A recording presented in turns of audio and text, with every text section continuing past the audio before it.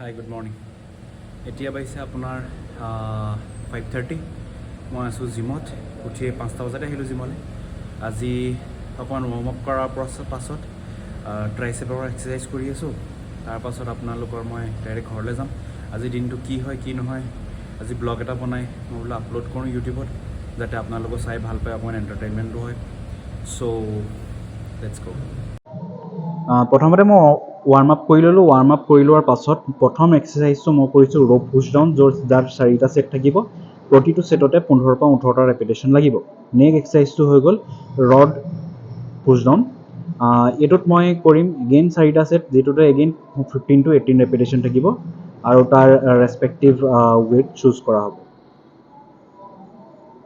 বৰষুণৰ বতৰ আছে, বৰষুণ দি আছিল। এতিয়া লাহে লাহে পোহৰ হ'বলৈ আৰম্ভ কৰিছে আৰু পোহৰ কৰিবলৈ আৰম্ভ কৰিছে। এইটো হৈছে আমাৰ জিম। ৰাতিপুৱা কোনোৱেই নাই, অলমষ্ট মানুহ নাই, একদম কম সংখ্যক মানুহ আছে।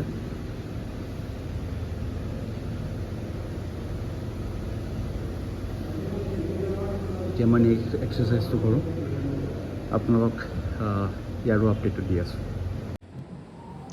নেক্সট এক্সাৰচাইজটো হ'ব স্কাল ক্ৰাছাৰ অৰ ফ্ৰেঞ্চ প্ৰেছ, যিটো বুলি কয়, যিটো মেইন এক্সাৰচাইজ হয়, মাছ বিল্ডিং এক্সাৰচাইজৰ এটা মেইন এক্সাৰচাইজ হয়, যিটো আপোনাৰ ট্ৰাইচেপ লং হেডটোক এক্ট কৰিব আৰু লংগাৰ ডিউৰেশ্যনত আপুনি ট্ৰাইচেপত বহুত ধুনীয়া মাছ বিল্ড এই এক্সাৰচাইজটোৰ পৰা দেখিবলৈ পাব।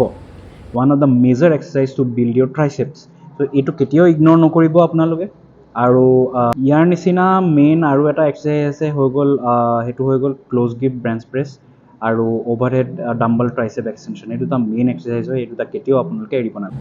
পোহৰো হৈ আহিলে মোৰ ৱৰ্কআউটটো শেষ হ'ল। ট্ৰাইচেপছ কৰিছিলোঁ, ট্ৰাইচেপছো অলমষ্ট শেষ হৈ গ'ল। জিমৰ পৰা ওলালোঁ। চ' আজিৰ দিনটো কেনেকৈ যায়, আজি এই ব্লগটোত মই কভাৰ কৰিম এভৰিথিং। চাই থাকিব আপোনালোকে। ইয়াত দেখিছে আপোনালোকে, কালি ৰাতি বহুত বেছি বৰষুণ আছিলে। কালি ৰাতি বহুত বেছি বৰষুণ হোৱাৰ পাছত চেলাৰত দোকান কেইখনমান আছিলে, গোটেই পানী দেখিছে আপোনালোকে, গোটেই পানী ভৰ্তি হৈ গ'ল। গোটেই ৰাতিপুৱা সিঁচিয়ে আছে সিহঁতি। মোৰ ঘৰৰ পৰা একেবাৰে ওচৰতে জিমখন, তো বাইক লৈ এনেকৈ ওলাই যাওঁ। এইটোৱে পৰিৱেশ, ৰাতিপুৱা পৰিৱেশটো ধুনীয়া লগা নাই নে বাৰু? বৰষুণৰ পাছত পৰিৱেশ। এয়া পষ্ট ৱৰ্কআউট মিল ৰাতিপুৱাই উঠি আহি জিম কৰি আহি ডাইৰেক্টলি এয়ে খাইছোঁ, ৰাইচ এণ্ড চিকেন। কালু ইধৰ এইটো মেকুৰী সি যাবলৈ দিয়া নাই মোক ডিউটিলৈ। দেখিছে তেনেকৈ ভৰিৰ ওচৰতে বহি আছে, আহিছে ইফালৰ পৰা আহিছে, ইফালৰ পৰা আহিছে। ঐ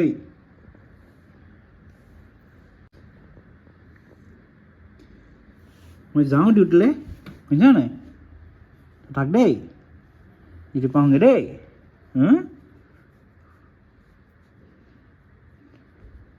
এইটো পাৰ্চিয়ান হয়,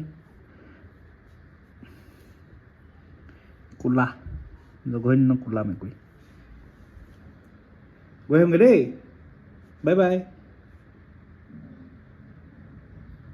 এতিয়া ওলাই আহিছোঁ মই, বাছ ধৰিব লাগিব। বাছ ধৰাৰ পাছত আমাৰ নিজৰ যিটো ষ্টপ থাকে অফিচত, সেইটো ষ্টপলৈ যাব লাগিব।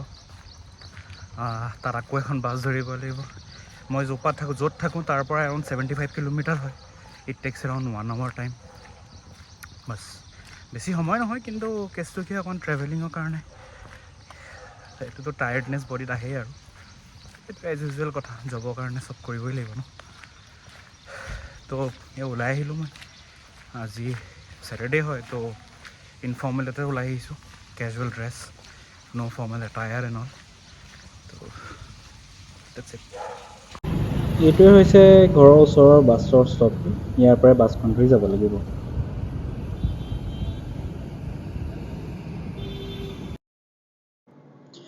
বাছখন ধৰিলোঁ মই, বাছত বহিলোঁ। ইয়াৰ পৰা এৰাউণ্ড 25-30 মিনিটছ লাগিব। 30 মিনিটছ মানত পাই যামগৈ জেগাডোখৰ মই, যিটো ষ্টপৰ পৰা আমাৰ কোম্পানী বাছখন ষ্টাৰ্ট হ'ব। এয়া কোম্পানী বাছত বহিলোঁ মই, এতিয়া কোম্পানী বাছত গৈ আছোঁ। এইটো হৈ গ'ল আউটাৰ ৰিং ৰোড বুলি কয় হায়দৰাবাদৰ। তো এইটো ৰিং ৰোড খালিয়ে থাকে, ৰাস্তা আপোনালোকে দেখিছে। তো চব দৃশ্যটো বহুত ধুনীয়া লাগিছে, সেইটো কাৰণে মই এই ভিডিঅ'টো বোলো কাটিং নকৰোঁ, এইটো এনেকৈয়ে ৰাখোঁ। অফিচ পালোহি মই, অফিচত কাম ষ্টাৰ্ট কৰিছোঁ। কাম শেষ হোৱাৰ পাছত একেবাৰে ৰিলিজ হোৱাৰ পাছত অফিচৰ পৰা, তেতিয়া আকৌ মই ভিডিঅ'টো ষ্টাৰ্ট কৰিম। তেতিয়ালৈকে bye. It's already around 6 PM। তো এতিয়া অফিচ ছুটি হ'ল, অফিচৰ ছুটি হৈ আকৌ সেই বাছতে উভতি আহিছোঁ।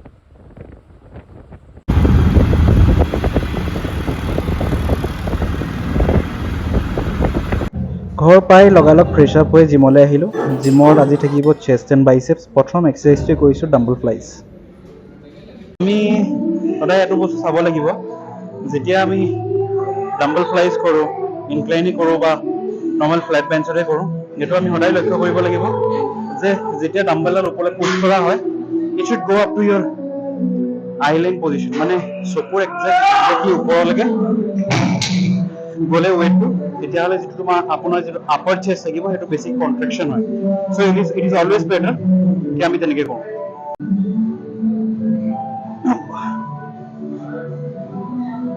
এনেকৈ গৈ চকুৰ একেবাৰে একজেক্টলি ওপৰলৈকে আহিব লাগে।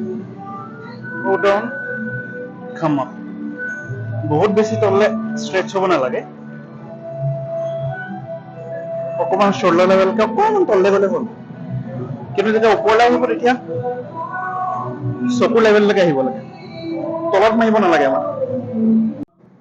আমাৰ নেক্সট এক্সাৰচাইজটোৱে থাকিব ইনক্লাইন বাৰ্বেল প্ৰেছ।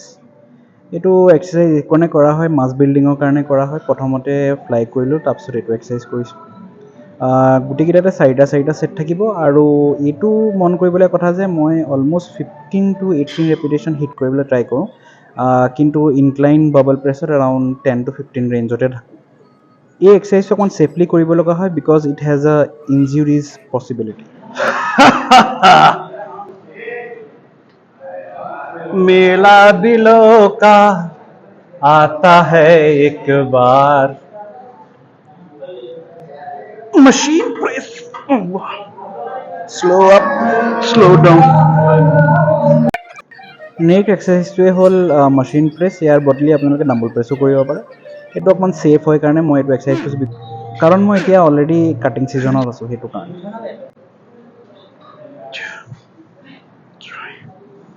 শ্ল' কৰিব লাগে সদায়, সদায় শ্ল', বেছি স্পীড কৰি লাভ নাই।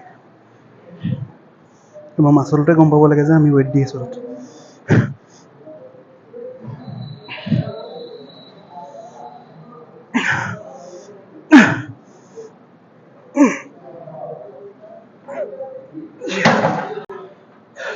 অলম'ষ্ট টিল ফেইলিয়াৰ যাব লাগে, তেতিয়াহে কিবা এটা হ'ব ন। Every set you should push to the failure, almost to the failure যাব লাগিব প্ৰতিটো ছেটে, except the warm up sets. আমাৰ নেক্সট এক্সাৰচাইজটো হ'ল পেক ডেক ফ্লাই। যেনেকৈ দেখিছে আপোনালোকে মই এক্সিকিউট কৰি আছোঁ এক্সাৰচাইজটো। মই এইটো ট্ৰাই কৰোঁ যে আপাৰ চেষ্টৰ কাৰণে ইউজ কৰিবৰ কাৰণে, সেইটো কাৰণে আপোনাৰ হেণ্ড প্লেচটো দেখিছে কিমান ওপৰত আছে, ডিপেণ্ডিং আপন your soldier height and your hand placement.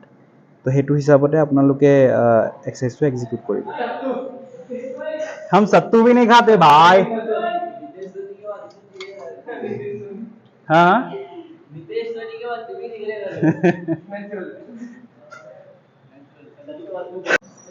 যেনেকৈ আপোনালোকে দেখিছে প্ৰতিটো ছেটতে মই ট্ৰাই কৰোঁ যে go' at least to the failure.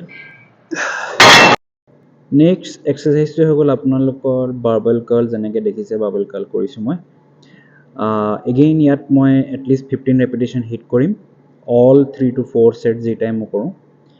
তো এইটোৱে ধ্যান ৰাখিব লাগে যে আমাৰ বাইচেপটো এংগেজ হৈছেনে নাই, that is the main thing. Next এক্সাৰচাইজটো হৈ গ'ল চিটি ইনক্লাইন ডাম্বল কাৰ্ল। যেনেকৈ এক্সিকিউট কৰিছোঁ মই দেখিছে আপোনালোকে। ইয়াতো এগেইন 15 to 18 ৰেপিটেশ্যন হিট কৰিবলৈ ট্ৰাই কৰিম, অল 3 to 4 ছেটছ।